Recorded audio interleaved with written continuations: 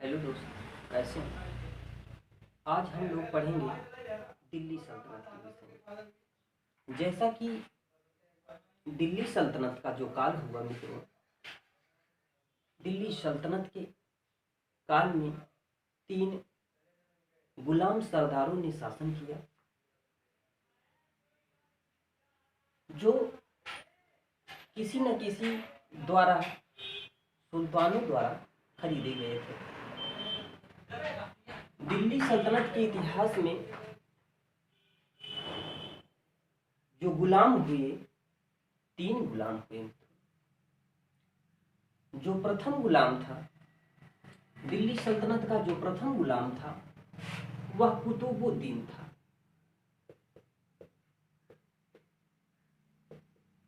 कुतुबुद्दीन ऐबक। मित्रों, कुतुबुद्दीन ऐबक मोहम्मद गौरी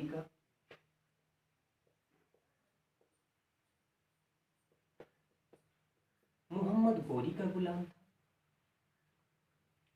जो दूसरा गुलाम हुआ मित्रों, इल्तुतमिश।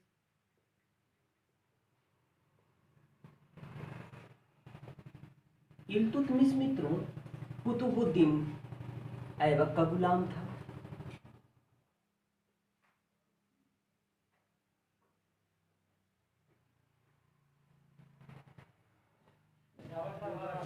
और जो तीसरा गुलाम हुआ वह बलबन, जो इल्तुतमिश का गुलाम था।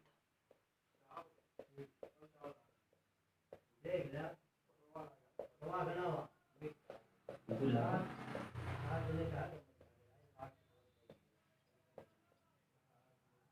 बलबन, जो इल्तुतमिश का गुलाम था। कुतुबुद्दीन ऐबक मोहम्मद गौरी का गुलाम हुआ। इल्तुतमिश कुतुबुद्दीन ऐबक का गुलाम था और बलबन इल्तुतमिश का गुलाम था। दिल्ली सल्तनत के इतिहास में तीन गुलाम सुल्तानों या शासकों के बारे में हम लोग चर्चाएं करेंगे। तो पिछली क्लास में हम लोगों ने कुतुबुद्दीन इल्तुतमिश के विषय में चर्चाएं की। उसके बाद जो तीसरा गुलाम हुआ वह बलबन था। बलबन दिल्ली के राज सिंहासन पर 1200 दिल्ली के राज सिंहासन पर 1265 से 1287 ईस्वी तक शासन किया। वह दिल्ली सल्तनत के सिंहासन पर 22 वर्षों तक शासन किया। बलबन इल्तुतमिश द्वारा खरीदा गया एक गुलाम था। बलबन ने बलबनी वंश की स्थापना की। जैसा कि हम ऊपर लिख दे रहे हैं, बलबन का कार्यकाल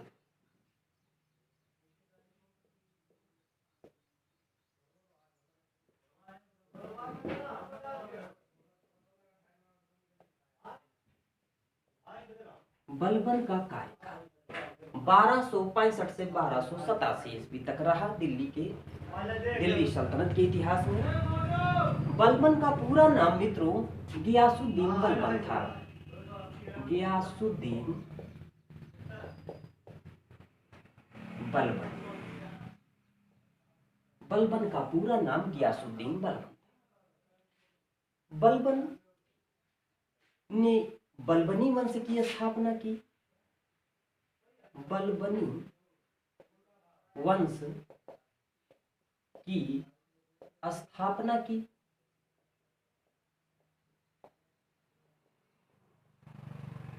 बलबन के प्रारंभिक विषयों के बारे में हमें ज्यादा जानकारी नहीं है, लेकिन इतिहासकार डॉक्टर A.L. श्रीवास्तव के अनुसार इतिहासकार डॉक्टर A.L. श्रीवास्तव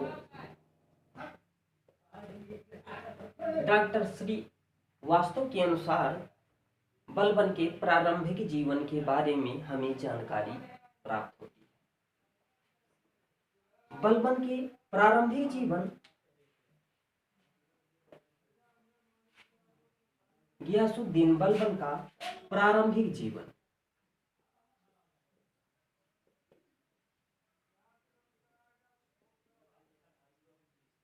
जो हमें डॉक्टर A.L. श्रीवास्तव द्वारा प्राप्त हुई।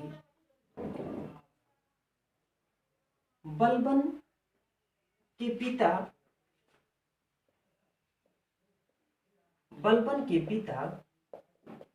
10,000 परिवारों के बलबन के पिता 10,000 परिवारों के खान हुआ करते थे, खान। और बलबन का बचपन का नाम, बलबन के बचपन का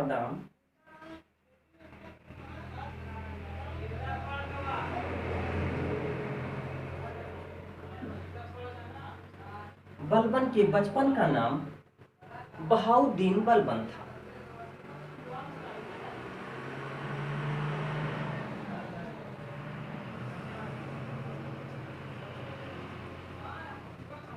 बलबन के बचपन का नाम मित्रों बहाउद्दीन बलबन था।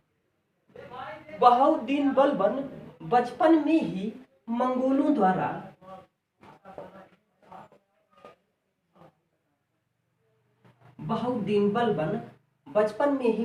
द्वारा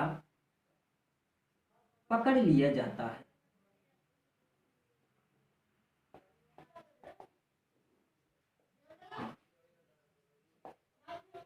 मंगोलों ने उसे पकड़कर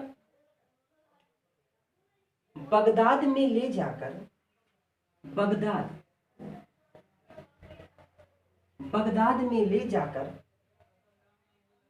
बगदाद के व्यापारी ख्वाजा जमालुद्दीन बसरी के हाथों बेच देते हैं।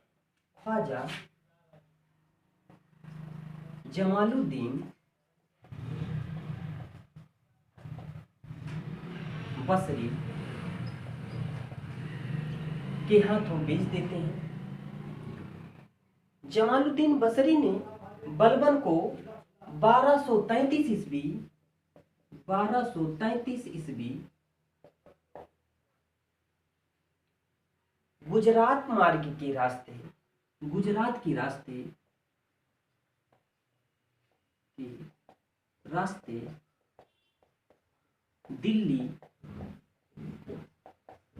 लाया जाता है। और मित्रों, दिल्ली का जो सुल्तान था, दिल्ली की राज सिंहासन पर जो बैठा था, दिल्ली का सुल्तान उस समय हुआ करता था इल्तुतमिश।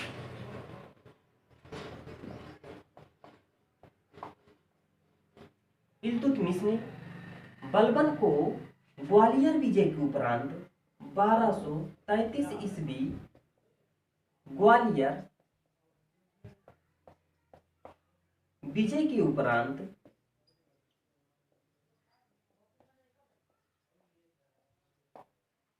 बलबन को खरीदा।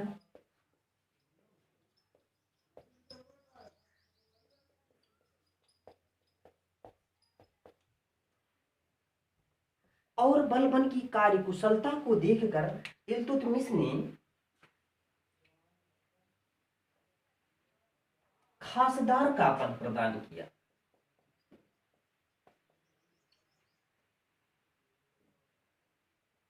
बलबन खासदार के पद पर दिल्ली सल्तनत के शासनकाल में रहा।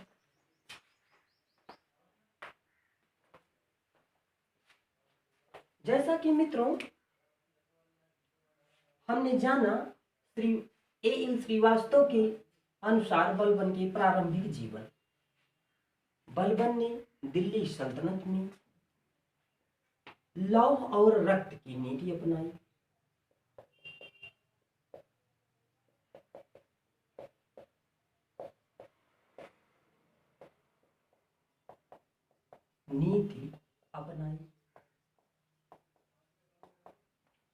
और दिल्ली सल्तनत के इतिहास में बलबन एक क्रूर शासक सिद्ध हुआ। बलबन की क्रूरता की मिसाल 16वीं शताब्दी के ख्वाजा 16वीं शताब्दी के इतिहासकार फजूनी इस्रावादी ने उनकी भूरी भूरी प्रशंसा की। बलबन के प्रारंभिक जीवन के विषय के बाद हमने यह जाना कि बलबन नासुरुद्दीन के शासनकाल में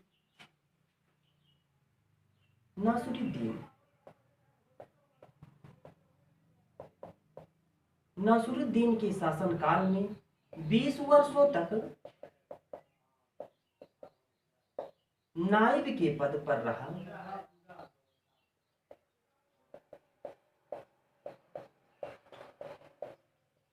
और मित्रों 22 वर्षों तक दिल्ली के सुल्तान के पद पर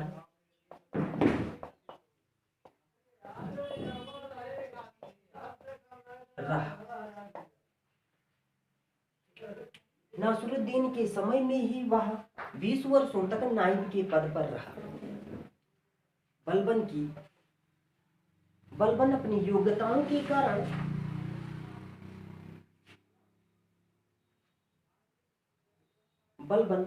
योग्यताओं के कारण इल्तुतमिश ने खासदार का पद प्रदान किया। जो इल्तुतमिश के अंतिम उत्तराधिकारी नासुरुद्दीन ने उसे नायब का पद प्रदान किया। मित्रों, इल्तुतमिश के पश्चात जो इल्तुतमिश के उत्तराधिकारी हुए उनने रजिया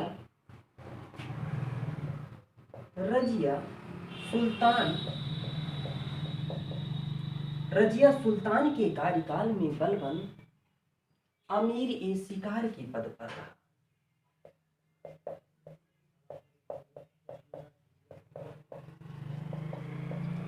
रजिया के कार्यकाल में बलबन अमीर ए शिकार के पद पर कार्य किया। अपनी योग्यताओं के कारण रजिया के पश्चात दिल्ली सल्तनत में जो शासक हुआ बहराम शाह के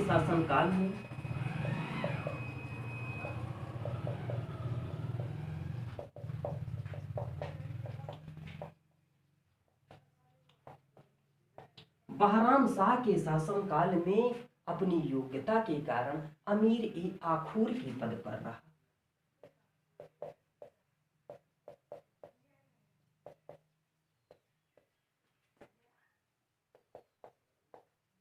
अपनी योग्यता के कारण अमीर ए आखूर के पद को प्राप्त किया। अमीर ए आखूर का पद अश्वशाला का प्रधान सेनापति हुआ करता।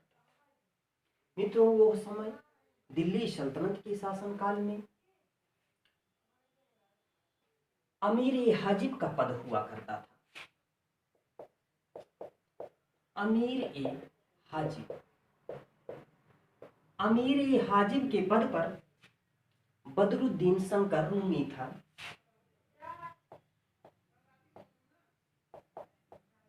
बदरुद्दीन शंकर रूमी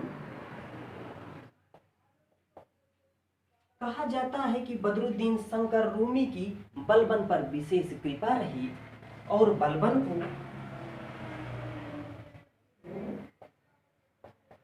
बलबन को रेवाड़ी की जागीरें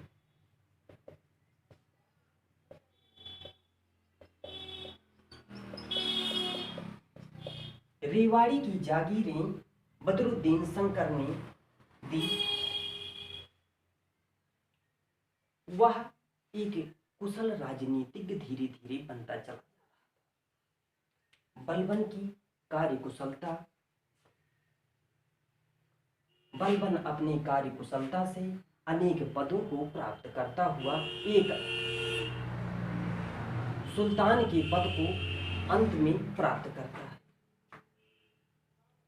बलबन तुर्क अमीर सरदारों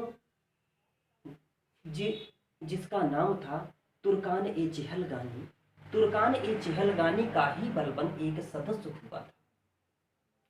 तुर्कान ए चहलगानी गुट का गठन इल्तुतमिश ने किया और मित्रों तुर्कान ए चहलगानी गुट की समाप्ति बलबन ने की। स्वतः बलबन तुर्क ए चहलगानी का सदस्य था। तुर्क अमीर सरदारों ने बलबन से संगठित होकर सुल्तान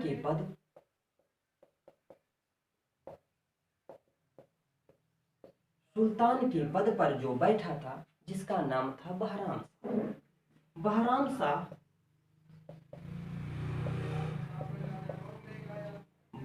शाह की तुर्क अमीर सरदारों से नहीं पटती थी।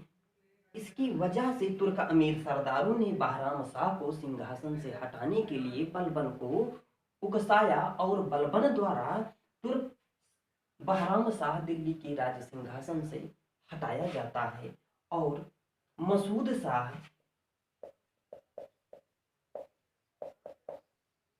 शाह दिल्ली के राज सिंहासन पर बिठाया जाता है।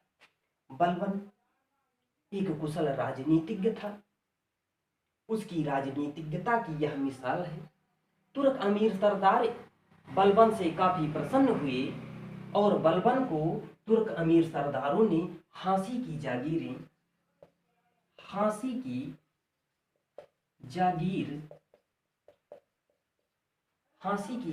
प्रदान की। दिल्ली सल्तनत के इतिहास में वजीर का पद हुआ करता था। वजीर के पद पर मुहाजिबुद्दीन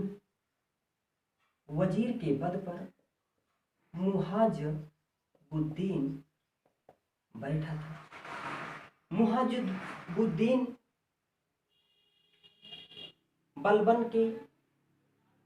मुहाजिबुद्दीन की बलबन से न पटी। मुहाजिबुद्दीन को बलबन ने अपनी राजनीतिक प्रतिभाओं के कारण मुहाजिबुद्दीन को हटाया और अपने वफादार सरदार अबू बकर को वजीर का पद प्रदान किया। अबू बकर को वजीर का पद प्रदान किया। बलबन की राजनीतिक कुशलता से तुर्क अमीर सरदारों में यह भय व्याप्त हो गया। तुर्क अमीर सरदार बलबन के इस कारनामे से काफी भयभीत हुए और तुर्क अमीर सरदारों को यह डर सताने लगा कि बलबन कहीं हमारा पद भी समाप्त न कर। तुर्क अमीर सरदार रायहान जो भारतीय मुसलमान था, तुर्क अमीर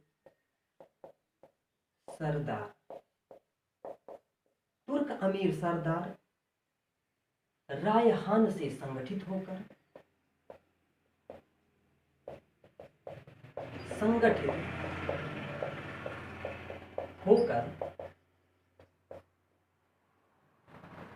बलबन को दिल्ली सल्तनत से दूसरी जगह का मनसबदार नियुक्त किया। रायहान 1235 ईस्वी में दिल्ली सल्तनत का उपभोग किया। रायहान भी तुर्क अमीर सरदारों को खुश न कर सका। तुर्क अमीर सरदार रायहान को भी दिल्ली सल्तनत के उसके पद से हटाया। तुर्क अमीर सरदारों ने बलबन को आमंत्रित किया और बलबन को 1265 ईस्वी में दिल्ली के राज सिंहासन पर बैठाया। तुर्क अमीर सरदारों द्वारा बलबन 1265 ईस्वी में दिल्ली के राज सिंहासन पर बैठा। तुर्क अमीर सरदारों, बलबन जब दिल्ली की राज सिंहासन पर बैठा तो बलबन के समक्ष अनेक कठिनाइयां थी। वह दिल्ली सल्तनत का विस्तार न करके वह दिल्ली सल्तनत को ही व्यवस्थित करने लगा। बलबन के समक्ष जो प्रथम कठिनाई थी,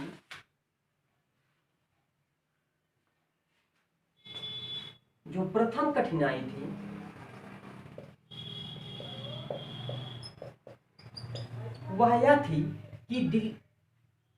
कि सुल्तान की पद प्रतिष्ठा नष्ट हो चुकी थी। सुल्तान की प्रतिष्ठा नष्ट हो चुकी थी।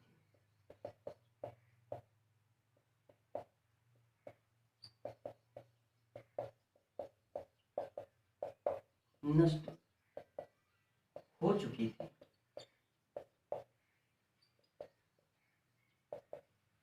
इल्तुतमिश के मृत्यु के पश्चात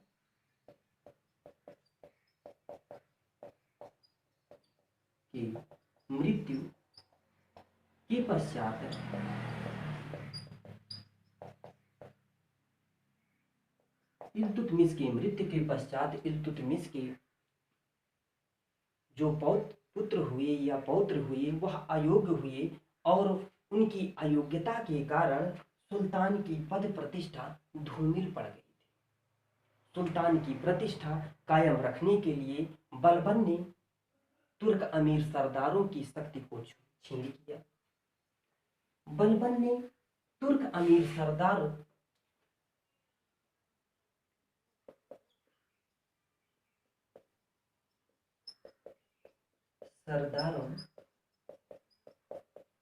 की शक्ति को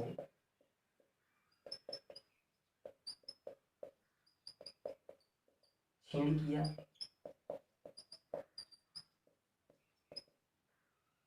और जनसाधारण में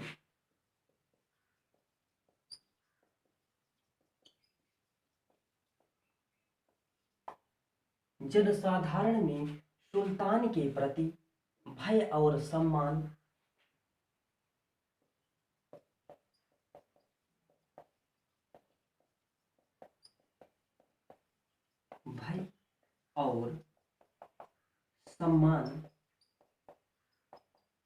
की भावना जगाई। तुर्क अमीर सरदारों की शक्ति को नष्ट किया और जनसाधारण में सुल्तान के प्रति भय और सम्मान की भावना जगाई। बलबन की जो दूसरी कठिनाई थी मित्रों, दिल्ली सल्तनत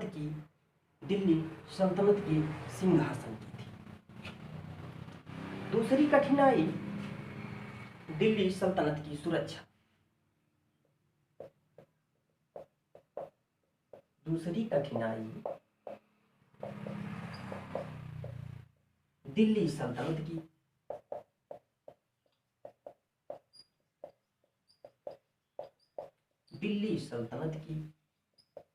सुरक्षा।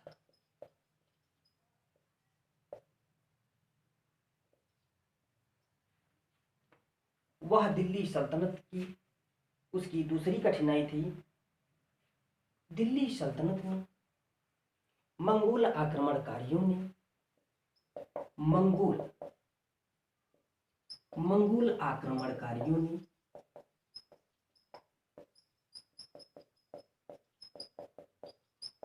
उत्तर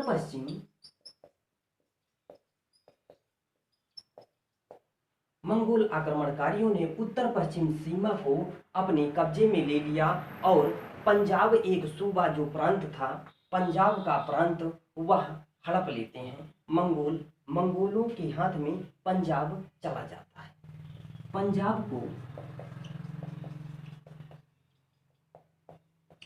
पंजाब को अपने अधीन कर लेते हैं।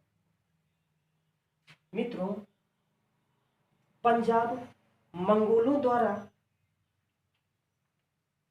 पर मंगोलों द्वारा शासन किया जाने लगा और मित्रों उस समय दिल्ली सल्तनत में सबसे बड़ा सूबा हुआ करता था बंगाल। बंगाल बंगाल मित्रों इल्तुतमिश के पौत्र नासिरुद्दीन के समय में ही स्वतंत्र हो चुका था। अरसला खां बंगाल को स्वतंत्र कर चुका था नासिरुद्दीन के समय में ही।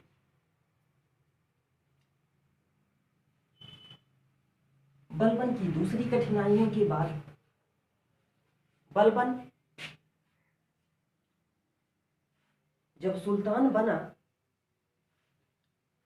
तो बलबन के समक्ष अपनी दिल्ली सल्तनत में शांति व्यवस्था स्थापित करना था। कहा जाता है मित्रों, दोपहर की नमाज के बाद दिल्ली सल्तनत का पश्चिमी गेट बंद कर दिया जाता था। कारण यह था, इतिहासकार बर्नी ने कहा,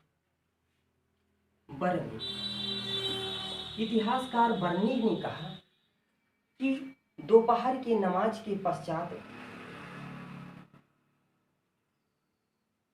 जो दिल्ली सल्तनत की दासियां हुआ करती थी, वह जीविकोपार्जन के लिए जब पानी भरने जाती थी तो उन्हें मेव लुटेरे लूटा करते थे। बर्नी ने कहा कि मेव लुटेरों को सबक सिखाने के लिए बलबन ने दिल्ली सल्तनत के आसपास के सभी जंगलों को कटवाया, जिससे मेव लुटेरों को छुपने की जगह ही समाप्त कर दी, जिससे दिल्ली सल्तनत में शांति व्यवस्था कायम हुई। दिल्ली सल्तनत के इतिहास में बलबन एक क्रूर शासक था। वह सुल्तान की पद प्रतिष्ठा को कायम करने के लिए तुर्क अमीर सरदारों की शक्ति को छीन किया। सुल्तान की पद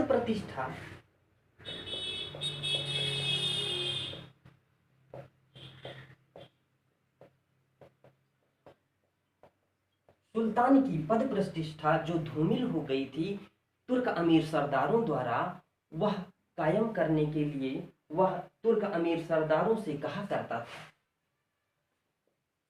तुर्क अमीर सरदारों से बलबन कहा करता था कि वह किसी हत्यारे के छुरे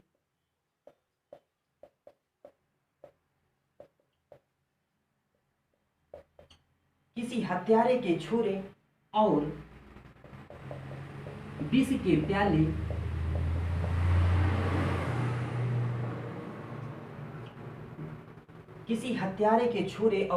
प्याले के कारण वह सुल्तान नहीं बना, जबकि अपनी कार्यकुशलता के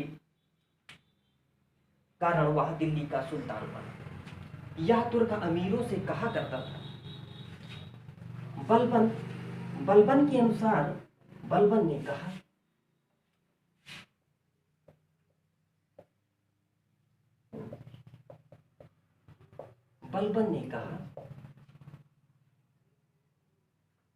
कि सुल्तान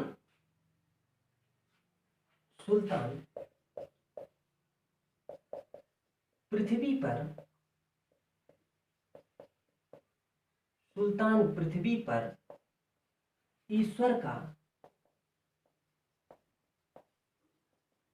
प्रतिनिधि है।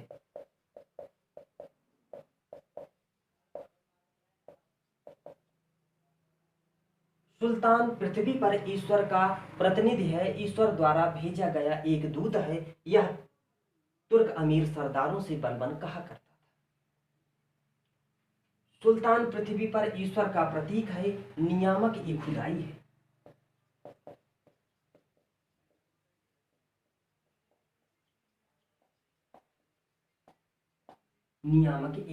है। वह कहा करता था कि पैगंबर के पश्चात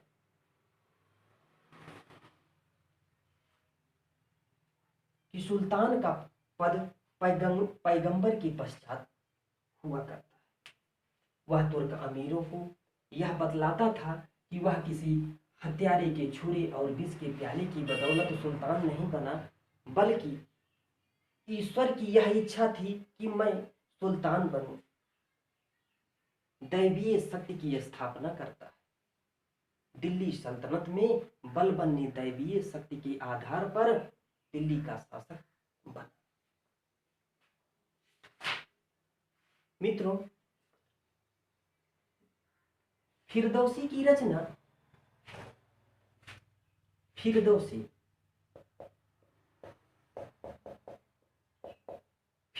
की रचना थी शाहनामा।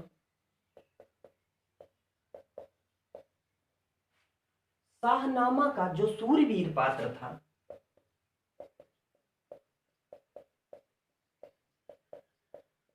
शाहनामा का जो सूरवीर पात्र था उसका नाम था अफ्रीसियाब।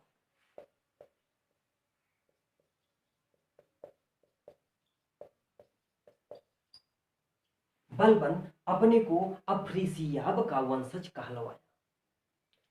वह दिल्ली सल्तनत में कहा करता था कि मैं अफ्रीसियाब का वंशज हूं।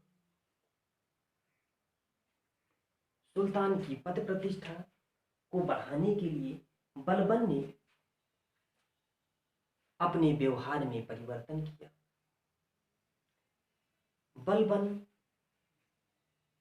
व्यक्ति बलबन से अब सुल्तान बलबन की ओर बलबन ने अपने व्यवहारों में परिवर्तन किया।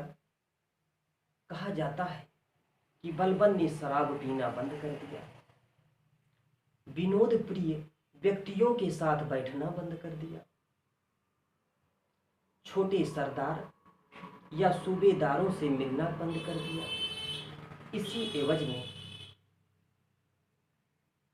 एक धनाढ्य व्यापारी बलबन की मिलने के एवज में अपनी पूरी संपत्ति देने का वायदा किया। फिर भी वह सुल्तान बलबन से न मिल सका, क्योंकि व्यक्ति बलबन से अब एक सुल्तान बलबन वह बन बैठा था।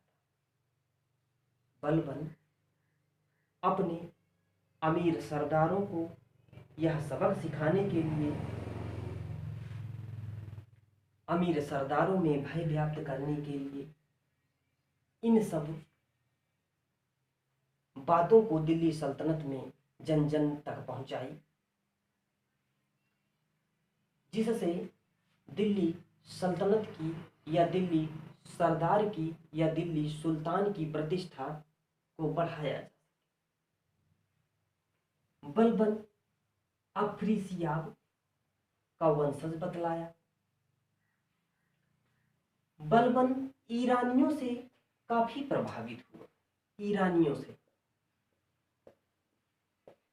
बलबन ईरानियों से काफी प्रभावित हुआ और ईरानी के वंशजों के नाम पर वह अपने पौत्रों का नाम रखा। वह अपने पौत्रों का नाम कैकुवाद और कैखुसरो ईरानी वंशजों के आधार पर। ईरानियों के कायदे कानून को दिल्ली सल्तनत में लागू किया। मित्रों, बलबन ने दो प्रथाएं चलाई जिसका नाम था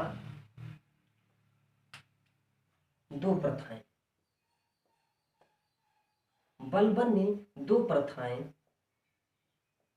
चलाई जिसका नाम था सिजदा और फैबोस।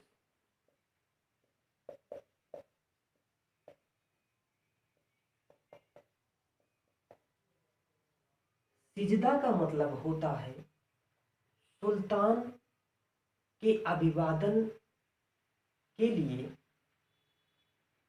लेट कर प्रणाम करना, और पैबोस का मतलब होता है सुल्तान के चरणों को चूमना। ये दो प्रथाएं दिल्ली सल्तनत के इतिहास में बलबन ने ईरानियों द्वारा दिल्ली सल्तनत में स्थापित की, क्योंकि वह ईरानियों से काफी प्रभावित था। मित्रों, कहा जाता है कि बलबन ने ईरानी त्योहार जिसका नाम था नौरोज। नौरोज त्योहार को बलबन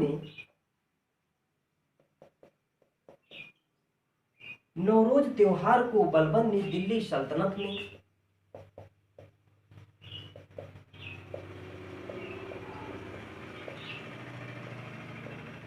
बड़ी धूमधाम से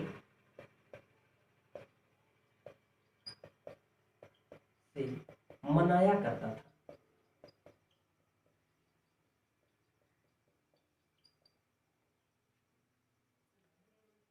बलबन के शान शौकत को देखकर 16वीं शताब्दी के इतिहासकार बलबन के शान शौकत को देखकर 16वीं शताब्दी के इतिहासकार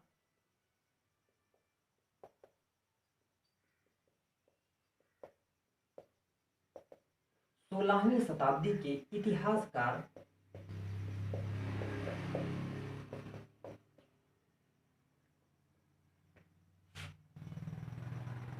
हजूनी अस्त्रावादी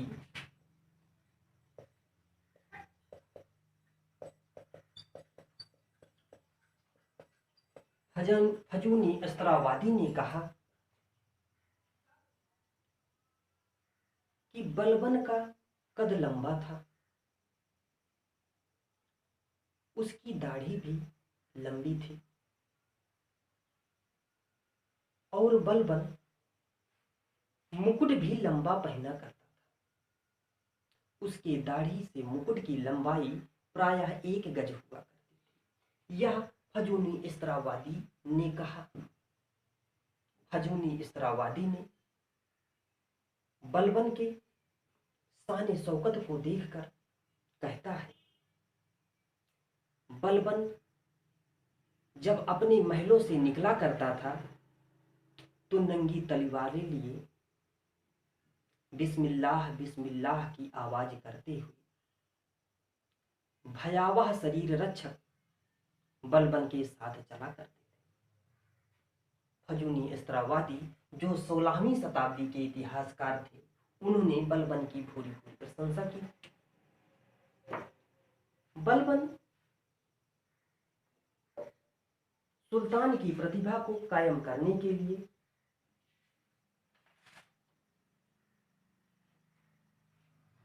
बलबन विद्वानों का आश्रयदाता था। बलबन विद्वानों का आश्रयदाता था।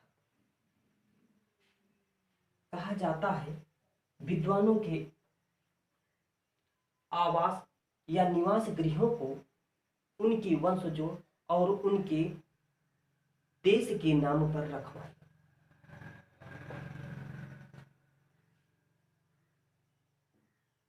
बलबन, जैसा कि हमने कहा कि बलबन 40 तुर्क गुलाम सरदारों का एक सदस्य था, वह जान चुका था, क्योंकि वह नासरुद्दीन के समय में 20 वर्षों तक दिल्ली सल्तनत में नायब के पद पर रहा। वह जान चुका था कि जब तक दिल्ली सल्तनत में तुर्क अमीर सरदारों द्वारा शासन चलाया जाएगा, तब तक सुल्तान की प्रतिष्ठा कायम नहीं की जा सकती। वह तुर्क अमीर सरदारों की शक्ति को छूने किया। बलबन ने सुल्तान की प्रतिष्ठा तुर्क अमीर सरदार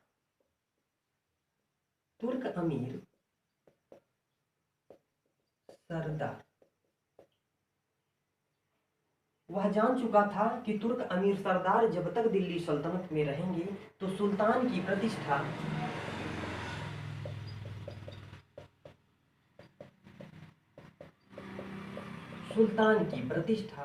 और सुल्तान के वंशजों की रक्षा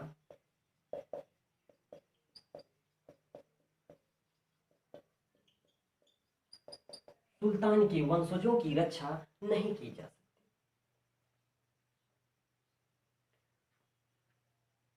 बलबन ने तुर्कान ए चहलगानी गुट का दमन किया।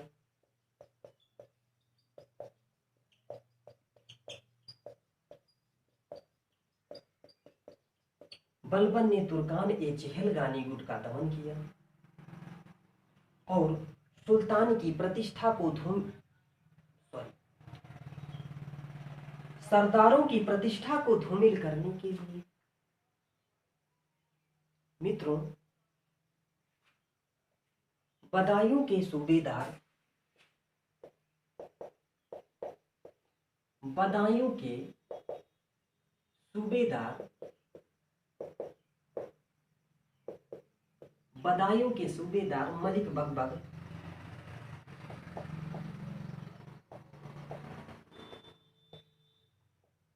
बकबक को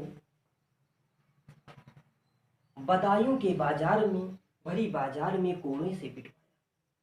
उसका कसूर इतना था कि मलिक बकबक ने अपने गुलाम को कोड़े से मार मार कर मौत के घाट उतार दिया।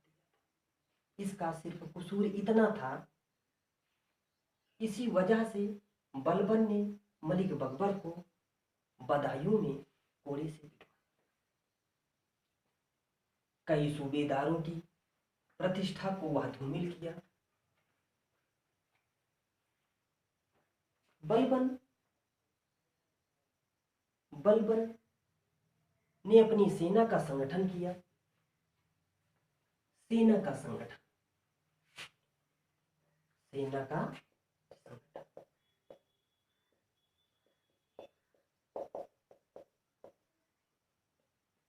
अपनी सेना में उच्च और कुलीन पदों पर उच्च और कुलीन वर्गों के व्यक्तियों को रखा।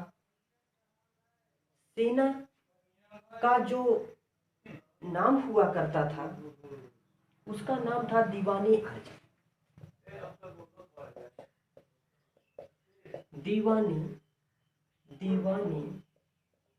दीवान ए अर्ज।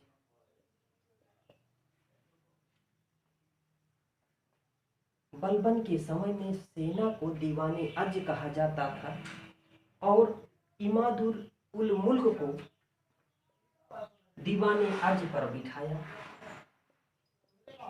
इमाद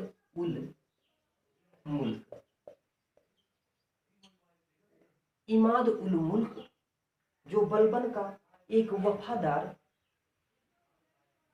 सरदार था, उसे सेना के उच्च पद दीवान ए अर्ज पर बिठाया। मित्रों, अपनी सेना को और संगठित करने के लिए और व्यवस्थित करने के लिए बलबन ने वरीद का पद स्थापित किया। वरीद के पद को गुप्तचर विभाग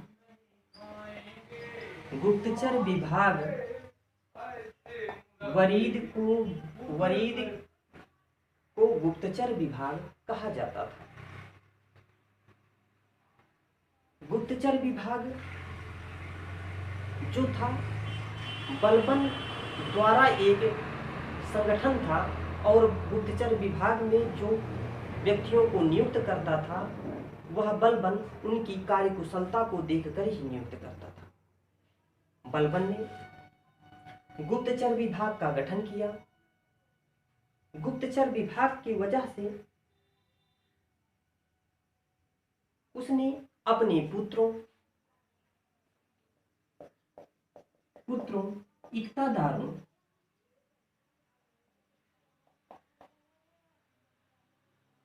अधिकारियों, सैनिक अधिकारियों,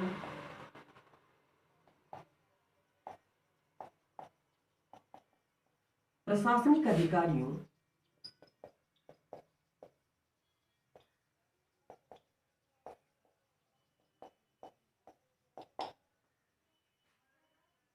पुत्रों, इक्तादारों, सैनिक अधिकारियों और प्रशासनिक अधिकारियों के पीछे अपना एक गुप्तचर व्यक्ति लगवाया ताकि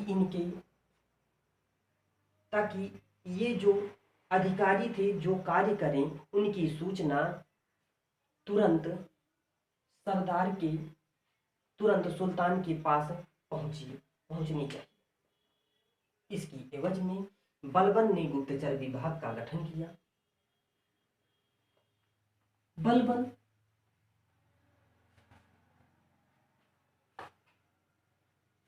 बंगाल बलबन ने बंगाल को पुनः दिल्ली सल्तनत में मिलाया। बंगाल नासिरुद्दीन के समय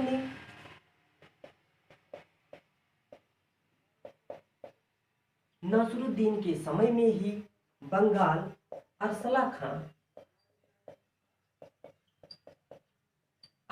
खां द्वारा स्वतंत्र हो गया था। अरसला खां बंगाल को स्वतंत्र घोषित करके स्वतः ही राज्य चलाता था। दिल्ली सल्तनत में जब बलबन जब सिंहासन पर बैठा तो अरसला खां का पुत्र तातार खां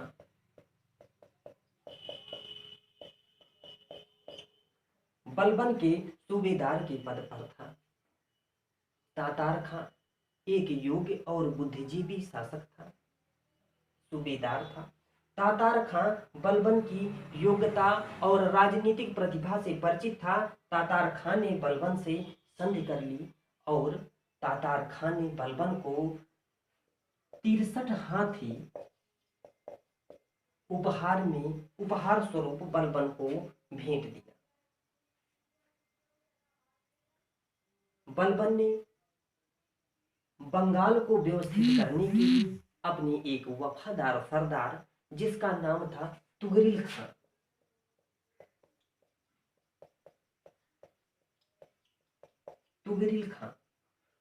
खां को बंगाल का सूबेदार नियुक्त किया। कुछ दिनों पश्चात तुगरिल खां बंगाल को स्वतंत्र किया। 1279 ईस्वी में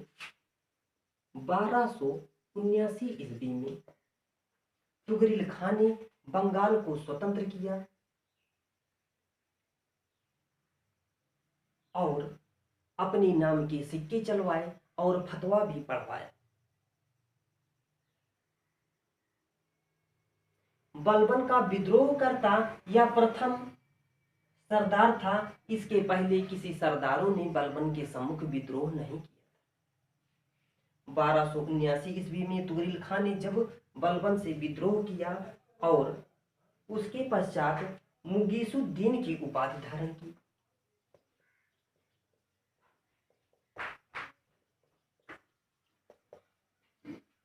तुगरिल खां ने मुगीसुद्दीन की उपाधि धारण की।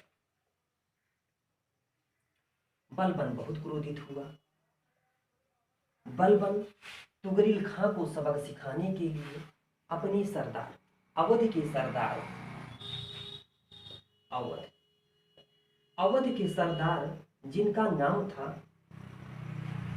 अमीर खां, अवध के सरदार को तुगरिल खां के विद्रोह को शांत कराने के लिए भेजा।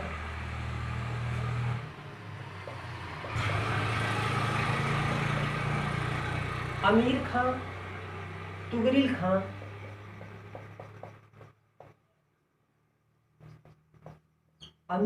और तुगरिल खां से युद्ध हुआ जिसमें अमीर खां पराजित हुआ और भागकर बलबन के सम्मुख प्रस्तुत हुआ। बलबन क्रोधित होकर अमीर खां को अयोध्या के फाटक पर लटकवा कर उसका कत्ल करवा दिया।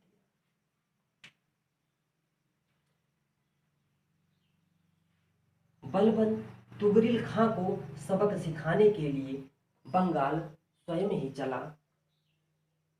अपने भारी भरकम सैनिकों के साथ वह बंगाल की ओर कूच किया।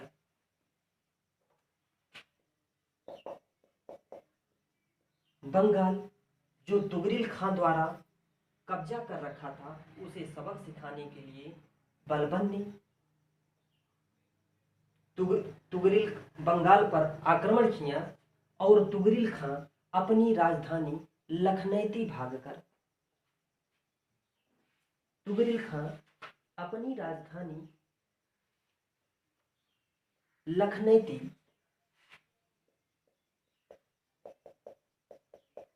लखनऊ से भागकर जाजनगर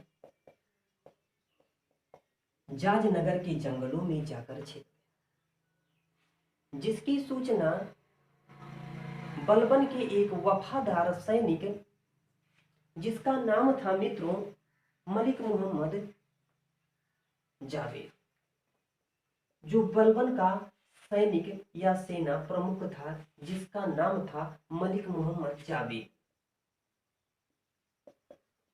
मलिक मोहम्मद जावेद। मलिक मोहम्मद जावेद ने 40 सैनिकों के साथ तुगरिल खां पर आक्रमण किया और तुगरिल खां को मौत के घाट उतार देता है। बलबन जिसकी कार्यकुशलता को देखकर काफी प्रसन्न होता है और उसे काफी इनाम देता है। बलबन बंगाल का सूबा अपने पुत्र बुगरा खां को सौंपकर, बंगाल का सूबा बुगरा खां जो बलबन का पुत्र था, बड़ा पुत्र था, बुगरा खां को सौंपकर वह दिल्ली वापस चला जाता है। दिल्ली वापस जाने के पश्चात बलबन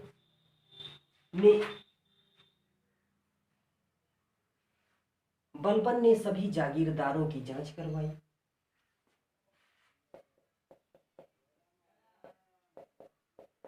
सभी जागीरदारों की जांच करवाई।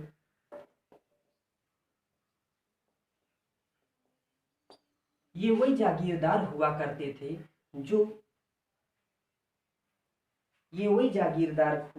थे जो सैनिक सेवा के बदले उन्हें जागीरें प्रदान की जाती थी।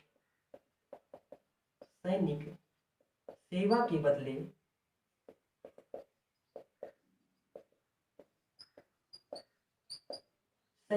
के बदले उन्हें यह जागीरें प्रदान की जाती थी। बलबन ने उन जागीरदारों की जांच करवाई जो राज्य में कार्य न करते हों, उनसे यह जागीरें छीन ली जाए। यह योजना काफी हदों तक सफल रही। कहा जाता है बलबन ने इसमें कुछ लचीलापन लाया और जो जागीरें विधवाओं और बच्चों की नाम थी उन्हें वह नहीं हड़पता था, जिससे यह योजनाएं भी छीन हुई। बलबन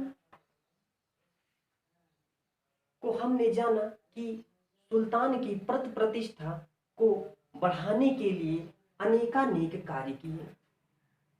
बलबन को क्रूरता अपनानी पड़ी। दिल्ली सल्तनत के इतिहास में बलबन जैसा शासक आज भी पैदा नहीं।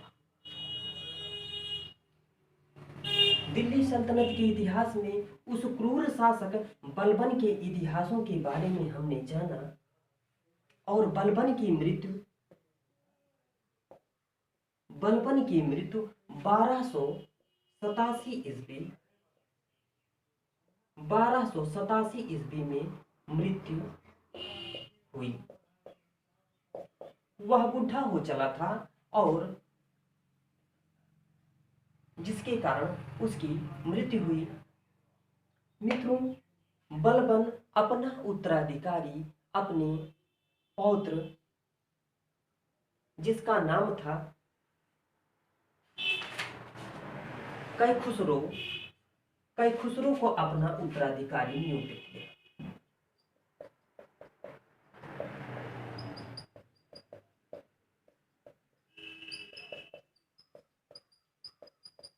कैखुसरो जो बलबन का पौत्र था, जिसे दिल्ली सल्तनत की उत्तराधिकारी सौंपा।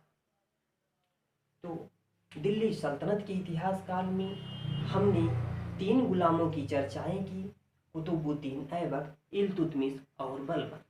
दिल्ली सल्तनत के इतिहास में यही 3 गुलाम हुए।